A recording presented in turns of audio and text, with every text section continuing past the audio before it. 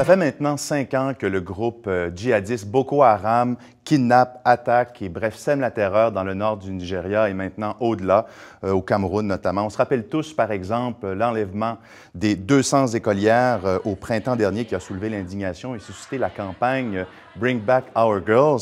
Mais malgré tout cela, le drame continue quotidiennement, il s'intensifie même, il a fait au moins 10 000 morts jusqu'à présent et peu de choses semblent ralentir les ambitions de Boko Haram, dont on connaît finalement assez peu l'identité et les ambitions.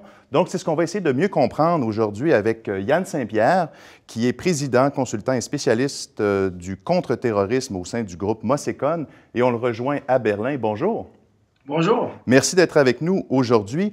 Avant de parler des ambitions territoriales, des tactiques et tout, je pense que ce serait important de comprendre quelle est l'identité idéologique du groupe. Quelles sont ses idées? Bon, premièrement, merci beaucoup de m'avoir invité. Je n'ai pas souvent la chance de m'adresser au public québécois. Boko Haram, idéologiquement, bon, ils sont rattachés, c'est des sunnis. Ils ont souvent promu, depuis une vingtaine d'années, l'idéologie djihadiste très takfiri, très pure. Malheureusement, ça a changé au cours des derniers temps. Avec l'accession d'Aboubacar Shekar à la tête du groupe, ils se sont focalisés sur l'aspect traditionnel, c'est-à-dire un retour aux sources de l'empire Kanem-Bornu. Qu'est-ce que c'est l'empire Kanem-Bornu? Oui, l'empire principal, dont la tribu principale était les Kanouris, à laquelle Aboubacar Shekar appartient. Et l'évolution, particulièrement au cours des 18 derniers mois, démontre qu'ils tentent idéologiquement de rétablir l'islam pur qui, selon eux, prévalait à l'époque de cet empire-là. D'accord. Et vous avez parlé de ce groupe ethnique-là. Donc, ce n'est pas une logique purement islamiste, universaliste. Il y a quelque chose d'ethnique, il y a quelque chose de très local là-dedans. C'est effectivement très, très localisé. C'est une des raisons, d'ailleurs, pourquoi ils n'ont pas encore plaidé, n'ont pas encore prêté allégeance à l'IIL ou à d'autres groupes. Ils sont demeurés au sein de leur territoire. Le groupe État islamique en Irak et en Syrie, c'est ça? Effectivement. Oui. Et puis, en se limitant à leurs ambitions régionales, ça leur donne une certaine flexibilité et ça leur permet de remplir justement les buts idéologiques, les buts tribaux, culturels qu'ils cherchent à établir sur place. D'accord. En même temps, Boko Haram signifie l'éducation occidentale est péché. Donc, est-ce qu'on peut croire, enfin, selon ce que vous venez de dire, on dirait que non, mais pourquoi donc cibler l'éducation occidentale? Est-ce que ça veut dire que l'ennemi, ultimement, c'est l'Occident aussi? Est-ce que l'Occident peut être une cible éventuellement? Il faut interpréter l'Occident dans cette situation-là, comme plusieurs autres cas avec des groupes djihadistes. L'Occident comme étant l'État colonial, l'empire colonial qui a été sur place. Dans ce cas-ci, on retourne donc à l'empire britannique qui a remplacé ou a établi un partenariat avec l'empire du Sokoto à l'époque, qui avait remplacé l'empire Kanem-Bornu. Donc, selon Boko Haram, à partir du moment où l'empire du Sokoto a établi ce partenariat avec l'empire britannique, l'islam dont il prêchait est devenu impur. Donc, à partir de là, tout ce qui est rattaché à l'Occident est perçu comme un péché. Par contre, ce qui est très important de mentionner, c'est que la langue Hausa, qui est la langue dominante de Boko Haram, les inflexions, les intonations jouent un grand rôle. Donc, effectivement, la traduction la plus répandue est que l'éducation occidentale est péché. Par contre, il y a des subtilités qui s'inscrivent qui sont un peu plus élaborées, qui joue aussi un grand rôle. D'accord.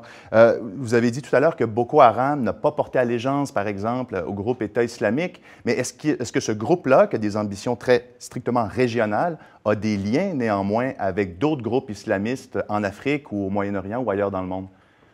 Si je peux m'exprimer ainsi, la beauté de la position de Boko Haram, c'est qu'il se trouve un peu être dans l'entre-deux. Premièrement, par la position du Nigeria en Afrique. Le Nigeria, dont les 3 ports principaux se trouvent à être le point de convergence pour tous les types de trafic, contrebande. Donc, à partir du moment où ils ont pris contrôle de ce trafic-là, ils sont devenus l'intermédiaire pratiquement unique, ce qui fait en sorte qu'ils sont obligés, effectivement, de collaborer où je dirais plutôt que les autres groupes djihadistes sont obligés de collaborer avec Boko Haram pour avoir le financement, pour les armes, ce qui fait en sorte qu'eux arrivent à choisir le moment où ils veulent discuter avec l'État islamique, arrivent à choisir le moment où ils veulent discuter avec Al-Qaïda au Maghreb, par exemple.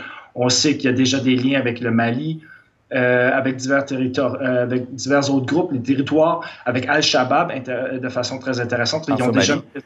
Pardon? En Somalie, Al-Shabaab. En Somalie, effectivement. En Somalie, au Kenya aussi, il ne faut pas oublier ça.